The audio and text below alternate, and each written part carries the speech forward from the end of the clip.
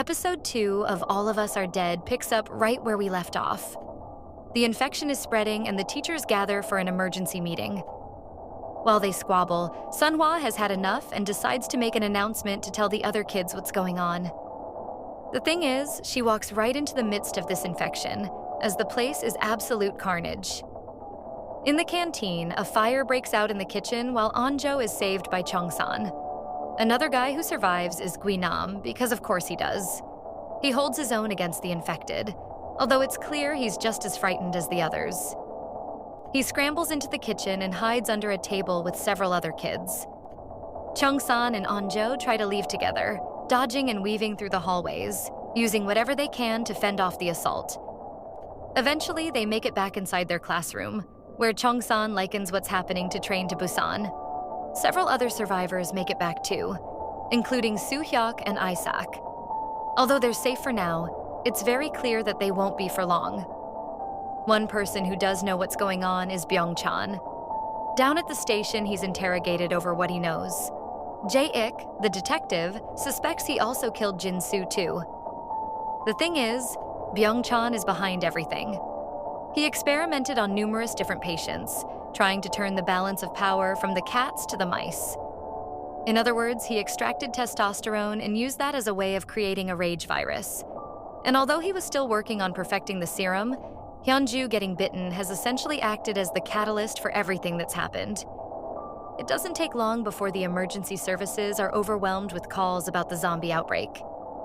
Well, it turns out Anjo's father is also a fireman too, and he soon races to the school after a false report about a big fire is called in. Obviously, this is a way of bringing in the cavalry, but it may well be too little too late. Coach Kang soon shows up in the classroom, but there's a big problem. He's been bitten, and although the other students do block up the doors, it doesn't take long before he turns. And soon after, so too does a student called Minji.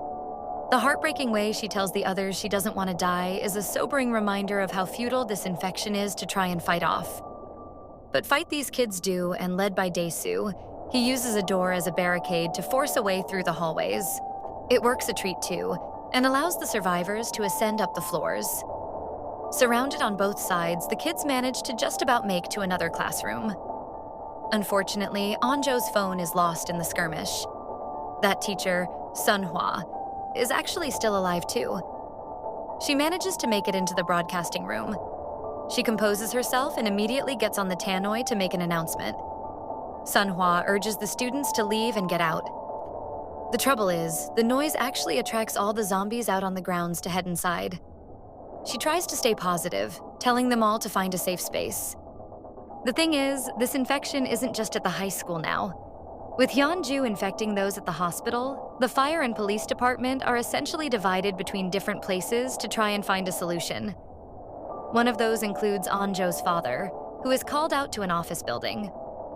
While this is going on, we cut back to the surviving rabble of students at Hyosin High. Isaac plays matchmaker, telling Anjo that Chongsan likes her.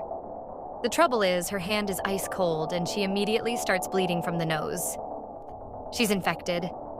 With little other choice, Anjo is forced to let go of her friend, quite literally, as she's dropped out the window to prevent everyone from being infected.